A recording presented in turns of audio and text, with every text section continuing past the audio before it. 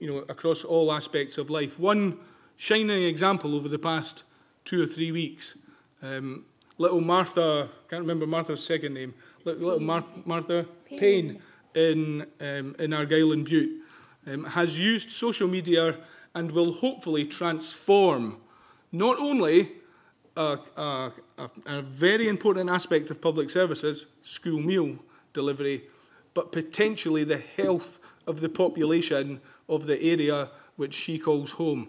So we need a constitution which both empowers people but embeds within the state in which we live those rocks of who we are and also who we want to be.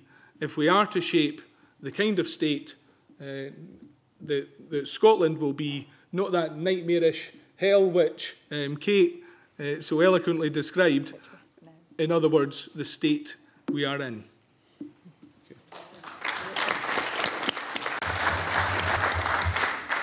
I said at the beginning this was a stellar panel, but in fact I understated. We've had some wonderful contributions, I'm sure you agree, this evening. And before I turn matters over to your questions, and I'm sure you have many, I'd just like to say, could you please keep them as brief as you can? We've got a limited time available in this room. And if you have any particular panel member that you would like to hear answer your question, please say so. And I would maybe suggest that you might want to include Patrick in that fairly early on because he has to leave to attend another meeting. And right now the floor is yours, ladies and gentlemen. Yes, sir.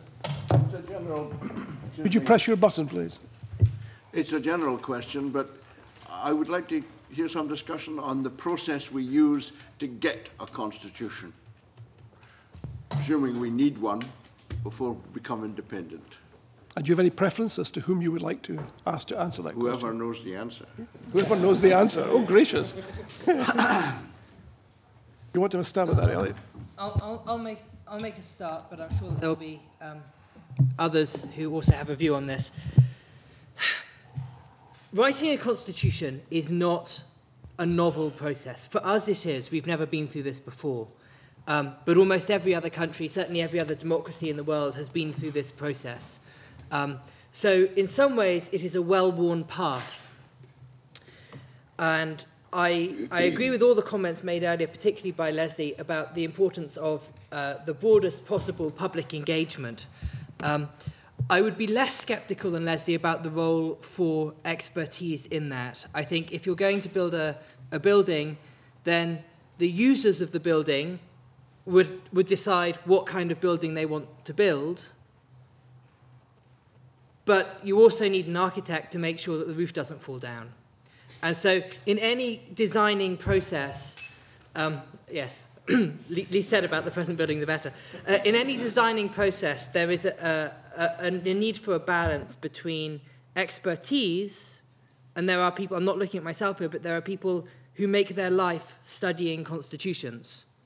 And that is not wasted effort. They make their life deeply engaged in the comparative study of constitutional forms and effects. And they can tell a group of people who are interested in ideas what the likely consequences of political decisions might be. So that would be my first point. The second point, quickly, about timing. Whatever the process is, I think there are two markers that need to be set out. The first marker is before the referendum. There needs to be some commitment, I would say, in principle, to a written constitution, to certain basic, minimal guarantees before the referendum. Otherwise, no one in their right mind would vote yes. And I say that as someone who is intending to vote yes. The second marker is Independence Day. When the flag comes down and the flag goes up and the band plays, there needs to be a moment of constitutional transition. We've done this before. The British state has long experience of giving countries their independence.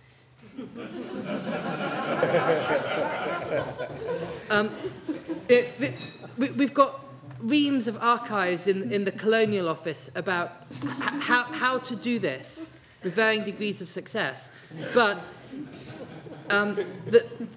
when Jamaica became independent, when Malta became independent, the Queen turns up, or the Duke of Edinburgh turns up, they have a little ceremony, and one of the key functions of that ceremony was the handing of the constitutional document to the Speaker of the new Parliament. And so I would say whatever process we have, whatever scope we put in place for getting the widest possible and the best informed public engagement, we have two very clear markers of the point before which we need that to start and the point at which we need it to end in terms of timing. Just to add very briefly, I think, yes, we have to have a process committed to before the referendum. And then we have the referendum. And then there's a question about the timescale after that. There are those, including senior people in the SNP, who are talking about a referendum in late 2014 and barely 18 months after that, you elect an independent parliament, which just day one is sovereign, is independent. And I just find it really problematic to think that you're going to have, in that period of time, not only negotiations with the UK government about who owns what, assets and debts and liabilities and so on, not only organisational change in everything from the vehicle licensing authority to the revenue and customs, to put in place the mechanisms for Scotland to act independently, but also the process of completing in as participative a way as possible that constitutional development and adoption.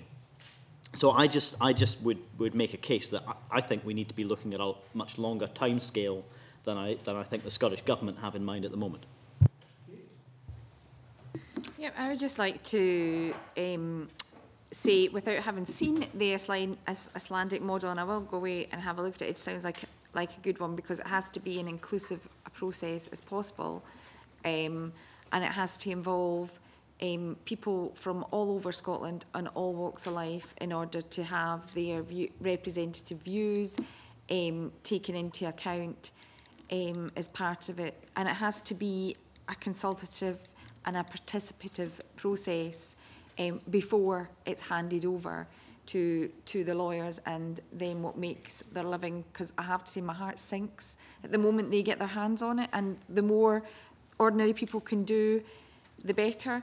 And with regard to concerns about the timing of the process between referendum and possibly and hopefully an independent election, if you like, in independence, then let's just start now, because why wait until those in charge decide to let us have the opportunity to do this? Because even suppose Scotland doesn't vote for independence, we are going to have way more powers than we currently have, I would like to think, in fairly short order, with much poking and prodding at the parties along the way. And one of those can be, I mean, why is it that Scotland, with way more powers and almost complete autonomy within the UK, apart from big things, can't have its own written constitution that sets out how we do things within the bounds of a kind of Devo Plus or Devo Max settlement? In fact, going through the process would teach us a lot about ourselves. Sally, did you want to comment, or were you simply agreeing with? You're agreeing, okay. Okay. Yes, sir. If the Constitution defines what constitutes Scotland, oh yeah, if the Constitution is what defines Scotland, surely we should have the bare bones of a Constitution before us before we make the decision on referendum day, because how do we know what kind of Scotland we're voting for? Anyone else want to speak to that? Or Can I just come back to that very quickly? Well, can we hear from Leslie and then? Two thoughts. I was just thinking actually about the precedents that the Nordic nations set on this, and actually the Norwegians, as many of you may know, don't celebrate a sort of national day. The day they celebrate is not the day they got independence finally from Sweden. It was the day that their constitution was published in 1814. And actually, at that point, they were not independent, although it was a kind of curious little interregnum because they were the property of Denmark at that point. Denmark had backed the wrong side in the Napoleonic Wars. The Treaty of Kiev was about to remove its properties, as it were, and just redistribute them. So Norway was to become the kind of property of Sweden, but only in a union of crowns, although when you say only in a union of crowns, that was pretty major. But there was a huge amount of internal control by the Norwegians. And if any of you, again, were at a recent meeting, there's a bit of dispute as to what the motives for this were. But the Crown Prince Christian Frederick called 112 men to Eidsvoll to write a constitution, which they did in, I think, 4 days flat. That would have been probably 4 days, 4 nights, and kind of all the rest. I think it was a 151-clause constitution, which is still in force today.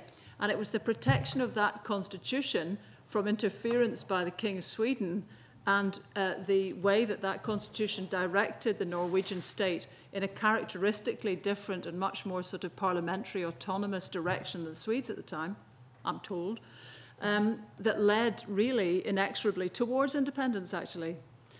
So it's a kind of interesting one, that your question, you know, as to when something should be there as a template. If one was to look at that example, the template was already there. The first thing the Norwegians thought of doing when they had the opportunity to be independent was to rush out in that small amount of time and write a constitution, which they kind of abided by and protected. The Constitution Day was a day for children as well, very largely, for children to come out and celebrate the laws that kind of kept Norway, Norway. Having said all of that, when everybody is saying, well, yes, and it's a really interesting point, you know, you're going to get a bit of a pig in a poke, are you not? If you're kind of trying to vote for a new Scotland, but the only thing that's new about it is that huge thing about the return of powers, but how it's constituted, one doesn't know. That's all there to be done in the future.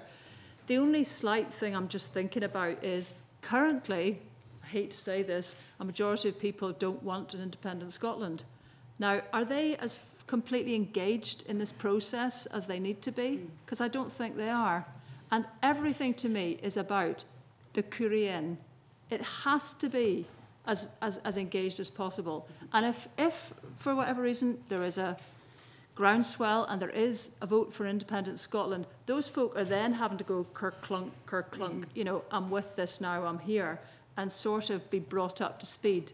Because it's so important to make sure that we all go forward together, and we're not together yet. Thank you very much, Leslie.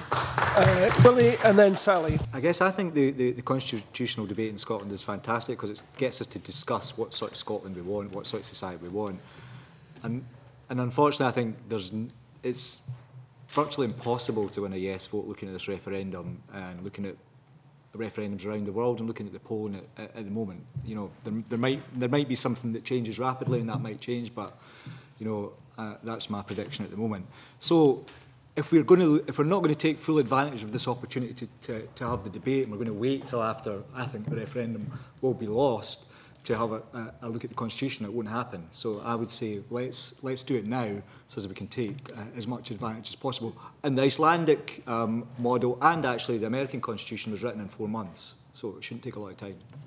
No, it wasn't. It took a lot longer than 4 months. It took 11 years to write the full process of the American Constitution. Took 11 years. That's according to one of our own constitutional lawyers. It takes a little while. It was mostly lawyers and it was all men. Sally? I think it's vital that we harness the strength that Scotland has in its diversity. And if we're going to really engage with these questions, then we need to come up with what are the questions? Who are we? Where are we going? What questions do we need to engage with? I know that in the past couple of weeks, I've already had conversations that have just naturally evolved so far with the STUC, with the Scottish Council on Jewish Communities, with the Church of Scotland, and I don't think that's anywhere near wide enough to begin to roll out almost town hall meetings to engage with these questions. And I think we need to bring on the Humanist Society, all sorts of different people, so that we can harness the strength we've got in the diversity of the Scottish people and really begin to engage with these questions now. Because you're right, We can't write a constitution if we don't know the answer to that question. What constitutes Scotland? Ali, could we have perhaps a question from away from the table, perhaps, and around the sides or at the back? Yes, sir. Well, I'm just wondering... Could you stand up, please, so we can hear you? Sorry, Serge Martin. I love the excitement about wanting to have this very broad participation and involvement in actually developing a constitution before 2014. And I wonder what the suggestions are from the panelists as to how that process can take place. Good question. Anyone like to kick off? Leslie's already said it. So. Pens and paper out, everyone. Well, I mean, Leslie's seen it, and anybody who was at the Nordic Horizons thing, and we had Professor Thor, I can't remember his second name, down in London during the week at the Election Reform Society National Conference, and there's a set out process. I mean, it might not exactly transfer, but you know, it worked for them, and there's processes to look at. So I think that would be a good starting point to have a look at to see how we could do it. We need a plan. It's very obvious listening to all this. There's an enormous amount of enthusiasm and thought in this room, but we need a plan which is going to say, here's the process we're going to do it, and this is when it's going to happen. And as a vehicle for interesting people in the referendum issue, this is unbeatable. If you got people all over the countries talking about what kind of Scotland are we going to have, it's a terrific lead up to the referendum. And the technology and the skills to involve everybody from John O'Groats down to the Galloway all exists. We can do it now, but we need a plan. Thank you. Let's hear from Elliot, and then we'll take the question from the back as well. Thank you. We do need a plan. One of the things that's very interesting, just as an aside, is that sometimes the most inclusive process does not result in the most workable constitution. I would cite the example of the French Fourth and Fifth Republics in that regard. The French Fourth Republic, they elected a constituent assembly, everyone got involved, they hammered it all out, they put it to a referendum, it was rejected, they had another constituent assembly, they went through the whole process again, they came together with a deal which no one was particularly happy with, and it held together for about 12 years. De Gaulle and 3 of his mates wrote the constitution for the Fifth Republic in 10 days, and it worked, and it has stuck, and it's given France, with the possible exception of the Third Republic, the longest period of stability, and it finally won the French right into loyalty with the Republic, and probably brought an end to the French Revolution. And they did that because those people got it right. So are you de Gaulle or one of the pals? No, my point is simply that a good process does not necessarily result in a good outcome, and a good outcome does not necessarily depend on a good process. I would be in favour of a good process and a good outcome. Yeah. In terms of the plan for moving forward, I think Iceland has a lot to teach us, but there's also a lot that we need to bear in mind that is different. Yeah. First thing is, Iceland has been independent for the last 60 years. Iceland has been independent under a written constitution. If you scratch an Icelander, they could probably tell you something about what the constitution is, what the constitution does, and why it matters. Scratch a Scot, you're not going to get those kind of answers yet. This is why there's a bigger question in this process, which is about the difference between the Constitution as a procedural document and the Constitution as a foundational document. There's been a lot of talk about the Constitution as a foundational document, a lot about the Constitution as this, and I've said it myself, about something that tells us something about who we are. But I think the procedural element is important as well, and in response to the gentleman's point here about we've got to have something in advance, I would say, actually, on the key procedures, there's probably not a lot of wiggle room. Unless we are going to invent... Well, start with a blank sheet. We can set up the procedures we want. I think there's huge amounts of wiggle room in terms of what we put in there. For one, I would like to see 50-50. We start with 50-50 in everything in terms of votes, and parliaments. I used to believe in unicameral. Now I have my doubts, or at least I want to be persuaded that that is the right move, and that we may need. And there are lots of examples to look at out there. So, you know, I think the procedural, you know, to suggest that, well, you know, with a quick kind of, you know, rub out here and a change of a word there, we'll just lift from somewhere. Absolutely no. A blank sheet is what we start with. And the process of that and helping people decide the procedures is just as important. Okay, we need to move along. Yes, sir, at the back. Yeah. Thank you. I think partly from what you were saying, as it relates to the unicameral, bicameral thing perhaps, and also to what the gentleman just in front of me was saying about involving everybody. I lived for 9 years in Sheffield, and I'm very much aware that many of the things that here are articulated as problems with England are felt in much of England as being problems coming from the dominance of the metropolitan zone, the home counties. And what we really have to avoid is that if we get a Scottish constitution and an independent Scotland, that the central belt doesn't just become a new home counties. The people in Bucklefucker and the Mull of Galloway and in the West Coast and in Stornoway and Central Highlands and things don't just feel as alienated by a metropolitan class who go backwards and forwards on the Glasgow and Edinburgh shuttle as people now across much of the United Kingdom feel about the inhabitants of the Thames Valley and its watershed.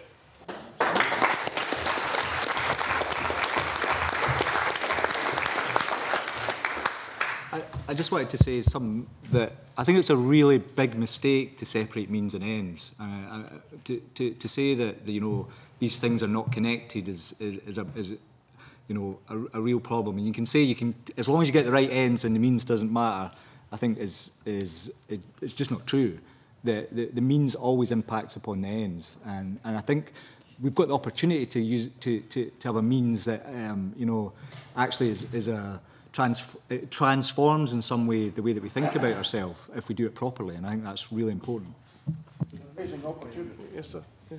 So, Patrick. I'm going to have to go. Patrick has to leave now. Could I just make one very brief comment before I go? I'm sorry to have to leave before the discussion really gets going.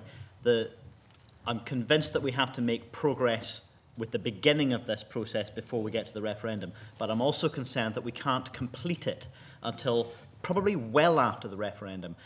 If there's a yes vote, Scotland's whole political landscape, not just politicians but voters and supporters, will be in shock.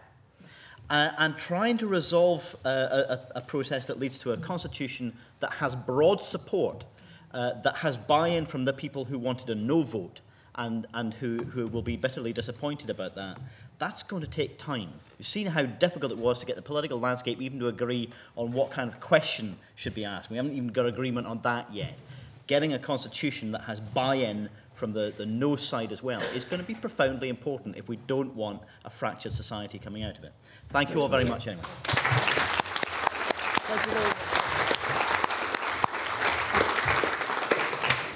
Just in answer to that last point that was made, we don't need devil max, we need maximum devolution.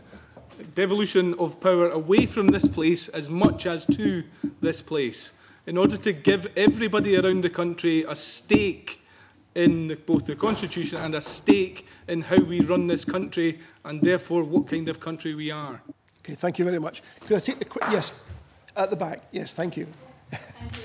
Yeah, it's a point I want to reaffirm that Patrick had said, so it's a shame he's just left. But I think, I think there's a great agreement among the panel that the constitution will be a positive and a progressive document. I think what I want to reflect on is Patrick's point that, while we define ourselves as Scots going forward, we can't look back and forget the fact that we're humans as well.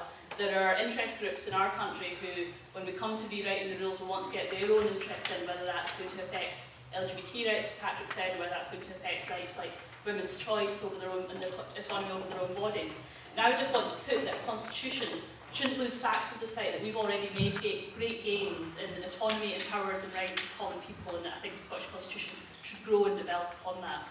Okay. I think there's very broad agreement on that. Yes, sir, can I take your question? Jim Callum. Sorry. I wanted to say, as Patrick said, that at the moment polls say the majority of people in Scotland think they'll vote no. And I belong to the great undecided. I don't know which way I'll vote. But I do know, I really like the idea of having a Scottish constitution.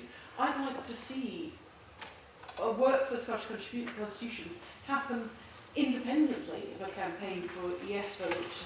It may well, it may well lead, as the gentleman here said, to a greater feeling for yes vote.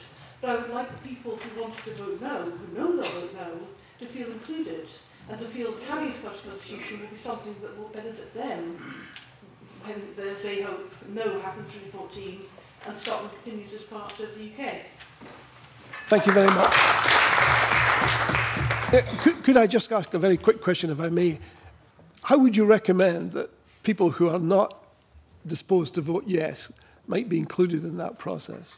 Just a thought. Well, I would say that planning to vote no in 2014 doesn't mean you feel any less Scottish.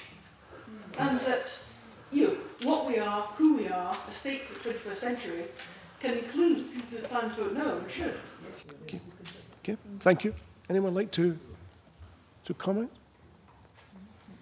Ross. I think the most interesting polling stat that I've seen in a very long time, I think it was Curtis on Newsnight or whatever, 80% of people indicated that they are strongly likely to vote in the referendum, which is about double turnout in other elections. Kate spoke about young people's rights. How do the panel envisage involving and engaging young people in this process, taking into account that we're only the custodians of this country for the future generations, i.e. young people? Who would like to? When I made the point about the children's sector being involved, as soon as I'd said it, I realised I should have said children and young people themselves. And I do worry that children and young people are hugely excluded, even more so than the rest of us, from what's going on at the moment to do with the whole referendum debate and anything connected with it. And nobody seems to be considering that they absolutely need to be actively and passionately involved and engaged. As somebody pointed out on excuse me, a blog post I wrote some time ago, my 93-year-old granny will have a vote. She might not even live to see Independence Day, and yet 8-year-olds, 9-year-olds who will live all their lives with the consequences of how we vote in 2014 have no say. And that kind of stuck with me. So I have a proposal for this. I think that effectively there should be a schools programme, and that in every school in the land there should be a Curriculum for Excellence resource pack, and every class and every child and every young person all the way up to voting age is encouraged and supported, and they have their own chats, and they get in guest speakers, and they look at the issues that matter to them, and they come out, you know, and they go through the process that we as adults are being encouraged to go through in their classrooms, and that also they have a vote on what we do, and that we as adults take cognizance of how our children and young people vote, because it is them who will live with the consequences of how we vote in 2014.